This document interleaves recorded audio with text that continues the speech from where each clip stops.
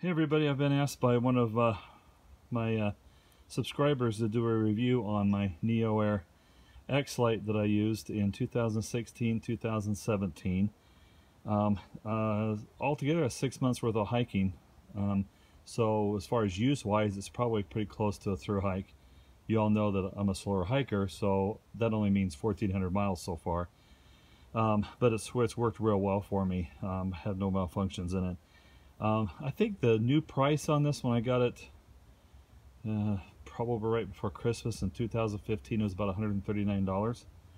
Kind of had the choke on it, but honestly, now that I've used it, it's probably the best money I've ever spent because it's worked really well for me.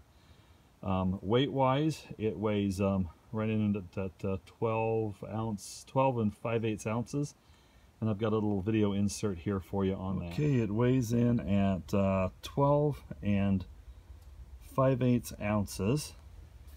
And as far as grams go, let's see here. Oh, I had it.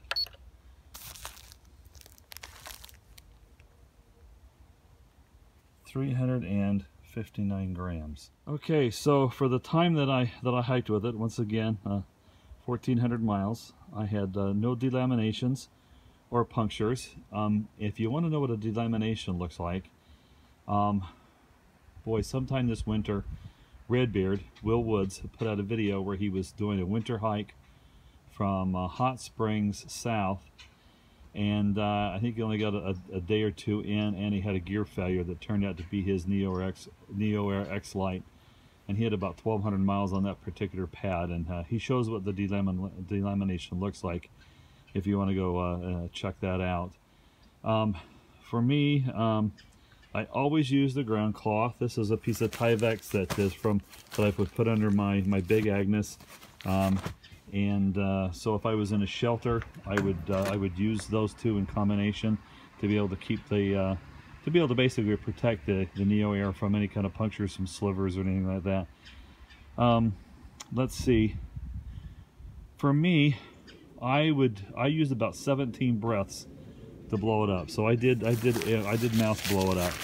About 17 breaths, and that would get it about 3/4 full, which is what I like, because if it was totally full, I felt like I was on a balloon and it was ready to pop. And I tended to, especially if you were on a little bit of a slope in your tent, it would just pitch me right off of the thing. So I went about 3/4 of the way full. So when you get on it and put your weight on it, it would buoy me up enough that my hips wouldn't touch the ground. I'm a side sleeper, and that worked out real well for me. And I'm going to go ahead and put 17 breaths in it so you see what that looks like. Okay, that's about 17 breaths. That was my typical fill. I'm going to say that it's actually maybe 3/4 the way fill, but you can see that if I just put my hand on it, I'm touching and bottoming out on it. But you also see that when you push on it, it also inflates the rest of it. That's the beauty of the baffle. So when I would lay on it, it would fill up enough. I think probably about 5 or 6 more breaths would finish filling it up all the way. And there were people that slept that way on it. Once again, for me, because I didn't blow it up all the way, and it tended to work out for me pretty well. If you're using a quilt, you sleep right on this, so it does get dirty eventually, and they do make covers for it, if you will, but that's just more weight they have to carry. And what I found was when I go in and do a zero, you could get a wet washcloth with some soap on it and wipe it down real good and then rinse it off, and it would dry pretty rapidly. I tended to always sleep on the same side up, same side down. I put the NeoAir on the upside. That way, if I was going to get a puncture, most likely it would always happen on the downside, and that way I knew which was the downside to make things easier to be able to find it. All right, so let's talk about some pros and some cons. And in my book, the pros outweigh the cons, just so you know. Okay, first of all, it's very lightweight. 12 ounces for an air mattress is pretty phenomenal. It's very durable. Obviously, I've had no problems with it. I'm going to continue to use it through my hikes until failure. And you know, if it's a material failure, then I might talk to Therm-a-rest about getting a replacement. But honestly, I've got so much use out of it, I'd almost be embarrassed to do that. It honestly has a pretty good R value. There were some nights in the Smokies where it got down to 22 degrees. I never got cold.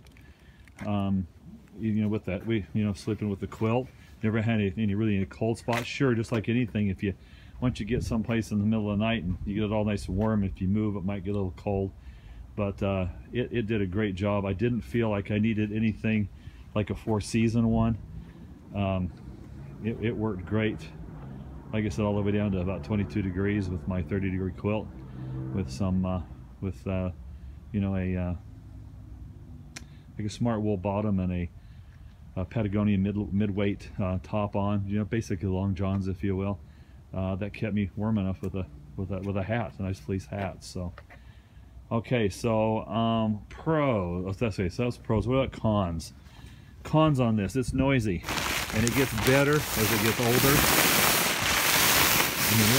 It makes a lot of noise, okay? And I slip and flop all night, and man, that first couple weeks on the trail, everybody was waking everybody up in the camping areas with the sounds of moving around and stuff. So it does make a lot of noise. I'm a light sleeper. Whenever I would flip from one side to the other, it would wake me up. That's definitely a con on it. If I use my mouth to blow it up, so you do get some stuff growing in there. I don't know if you can see if I can get some. I lost my light here. I don't know if you can see through it or not.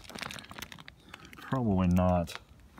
But there's a little bit of ghosting going on in there. Maybe if I get back here a little bit, you can see a little bit of the ghosting on the ribs through here, where you get a little bit of, you do have a little bit of mold that's growing in it, but it didn't seem to give me any problems. I suppose if you wanted to get rid of it, you could probably put some like a vinegar solution in there, but then now you've got a lot of moisture in there, and I'm not sure how easy it would be to get all that moisture out. And the other con is this is a pain in the butt when you're in a tent to roll it up.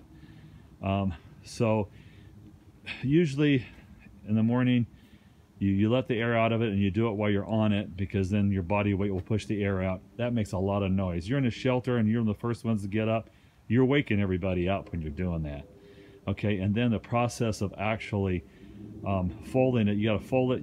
First of all, you got to roll it up like this, okay, to push all the air out. So you're going to start at the bottom, and you're going to roll it up, and that's going to make a lot of noise. And then you're going to unroll it, and then you're going to fold it over one way and the other way to basically make two folds. So you're going to like tri-fold it, and then you're going to roll it up again, and that's a lot of noise. I will go ahead and deflate this, and we'll be right back. Okay, so this is about where we're at when you kind of let the air out when you're sleeping on it. It does get relatively flat, but the first thing you're going to have to do is get the rest of the air out. So I want you to listen to the noise that it makes to do this.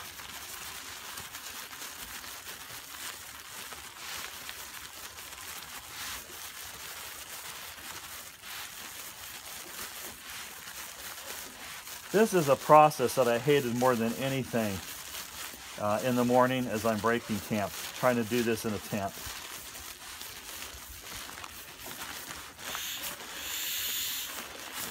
And of course, you're in a shelter and there are people that are trying to sleep and you're the first one up.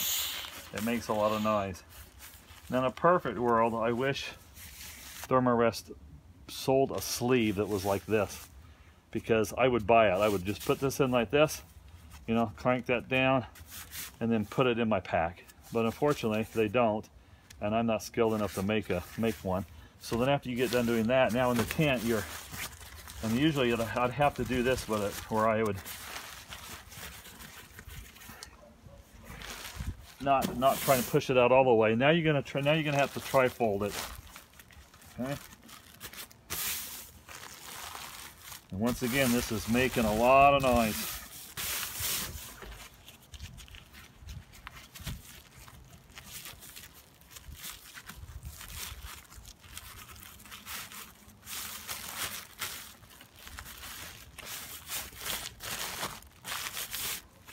And of course, if you're a guy trying to sit Indian style in a tent, you know how hard that is. You girls have it a lot easier trying to sit Indian style. I think just the way our bodies are different. Guys always have an issue with that. All right.